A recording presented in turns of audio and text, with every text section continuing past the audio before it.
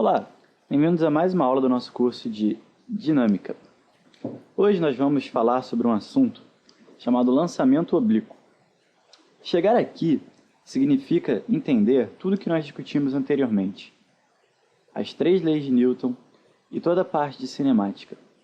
Nós vamos ver como nós podemos usar todo esse conhecimento acumulado para descobrir como tratar de um fenômeno muito comum no nosso dia a dia.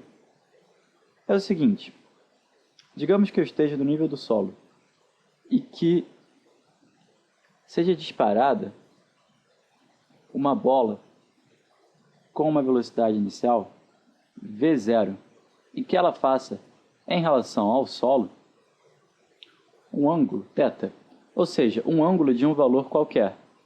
Isso quer dizer que o vetor velocidade ele não é nem perpendicular nem paralelo ao solo. Ele se encontra numa inclinação arbitrária, uma inclinação qualquer dada. A pergunta é, o que vai acontecer com essa bola? Qual vai ser a trajetória que ela vai fazer? Ela vai retornar ao chão? Ela vai continuar indefinidamente nessa linha reta? O que vai acontecer? Nós já havíamos visto na aula sobre queda livre que todos os corpos presentes na Terra estão sujeitos à aceleração da gravidade. Ou seja, todos eles se encontram com uma perpétua aceleração para baixo, com um valor de aproximadamente 9,8 metros por segundo ao quadrado.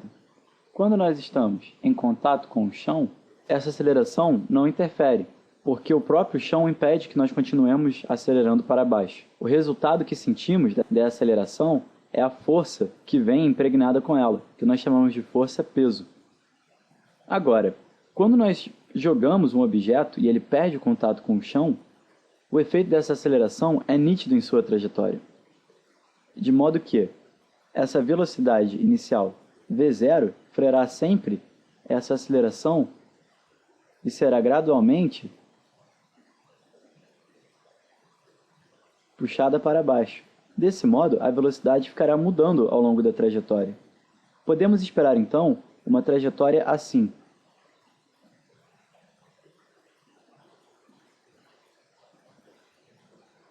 Por que uma trajetória assim? Porque uma trajetória desse modo implica justamente esta mudança na velocidade. Ao longo da trajetória, a velocidade está sendo gradualmente puxada para baixo, assim como nós havíamos previsto. Tudo bem, assim podemos entender mais ou menos qual vai ser o caminho que a bola vai percorrer e por que isso vai acontecer.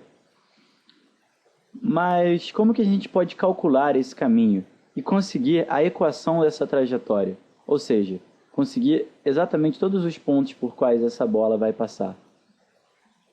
Para fazer isso, nós vamos utilizar um truque. Como nós vimos durante as nossas aulas de cinemática, a velocidade e a aceleração são vetores. Agora, a beleza da notação vetorial é que nós podemos sempre representar um vetor como a soma de 2 vetores. Desta forma, o vetor v0 pode ser representado como a soma de um vetor perpendicular ao solo e um vetor paralelo ao solo, que vamos chamar de Vx e Vy. Para ajudar nossos cálculos, criaremos então um sistema de coordenadas nessa situação. Um sistema com os eixos x e y. Agora, nós podemos representar, em qualquer ponto daquela trajetória, o vetor velocidade sempre como sendo a soma desses vetores Vx e Vy. O interessante de nós fazermos isso é que digamos que eu tenho 2 instantes da trajetória. Esta é a velocidade v0 e após algum tempo a velocidade terá abaixado um pouco devido à aceleração da gravidade. Podemos perceber que a aceleração, como ela está para baixo, ela só vai interferir na componente y da velocidade. Então, algum outro determinado momento da trajetória, apesar da componente em y da velocidade ter sido alterada por uma aceleração, a componente em x não sofrerá essa alteração. Esse truque, então, de decompor a velocidade em outras duas, poderá facilitar as nossas contas.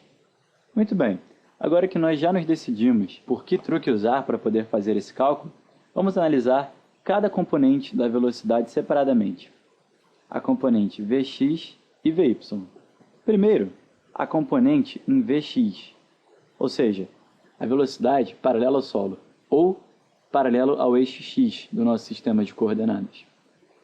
A velocidade em relação a x não vai ser afetada pela aceleração da gravidade.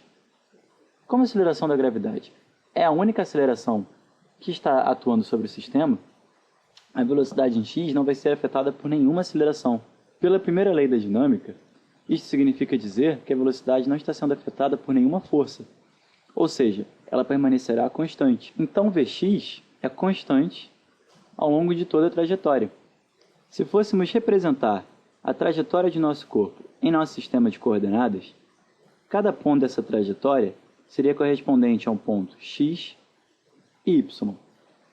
A coordenada em x desse ponto só variaria de acordo com a velocidade em x.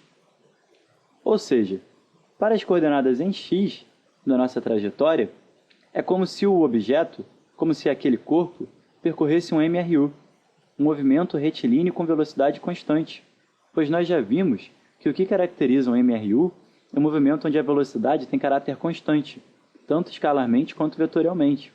Como isso se aplica a esse caso, nós podemos fazer a seguinte equação. A coordenada em x da esfera será a sua coordenada em x no momento inicial, mais a sua velocidade em x vezes o tempo, que é a fórmula do movimento retilíneo uniforme. E teremos que a velocidade em x é a velocidade em x no momento zero, ou seja, a velocidade é constante. Vamos deixar isso aqui como a nossa análise para o eixo x.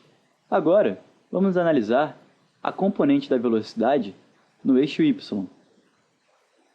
Nós vimos que esta componente, que é perpendicular ao solo, estará constantemente sob a ação da aceleração da gravidade, que é contrária à sua velocidade inicial, já que o corpo foi lançado para cima e a aceleração da gravidade é sempre para baixo. Desta forma, temos que para a coordenada em y do movimento, é como se o corpo percorresse um MRUV, porque nós já vimos que o que caracteriza um MRUV é um movimento com aceleração constante, tanto escalarmente quanto vetorialmente.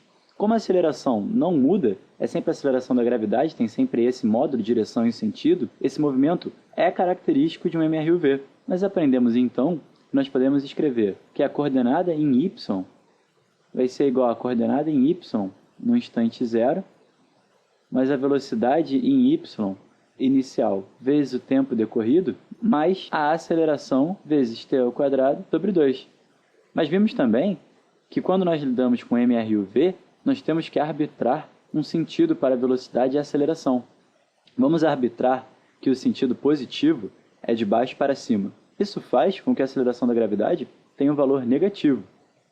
Ou seja, a nossa fórmula pode ser reescrita para y0, SY igual a SY0 mais VY0t menos AT ao quadrado sobre 2. Quando lidamos com a aceleração da gravidade, geralmente ela recebe o nome especial g. Então podemos escrever aqui também. Enquanto a velocidade no eixo y. A velocidade no eixo y pode ser escrita como a velocidade no eixo y no instante inicial menos gt, que era a fórmula correspondente para a velocidade do movimento retilíneo uniformemente variado. Então, conseguimos essas duas informações. Perceba que está tudo acabado. Terminamos. Conseguimos explicitar tanto a velocidade quanto os pontos da trajetória em qualquer momento nos eixos x e y. Essa é a beleza e o objetivo da física. É nós conseguirmos colocar no papel todos os dados de um evento físico, que não necessariamente precisa ter acontecido. Isso nos dá a capacidade de prever esses eventos, de calcular quais teriam que ser os valores iniciais de Vy ou Vx para que a trajetória fosse da maneira apropriada para mim. As aplicações desse conhecimento são inúmeras, como por exemplo na área de balística, para se calcular a inclinação e a força com qual um canhão deve disparar uma bala para que ela atinja o alvo. Continuaremos então, em outra aula, a analisar o lançamento oblíquo e descobrir o que essas equações que nós deduzimos podem fazer por nós.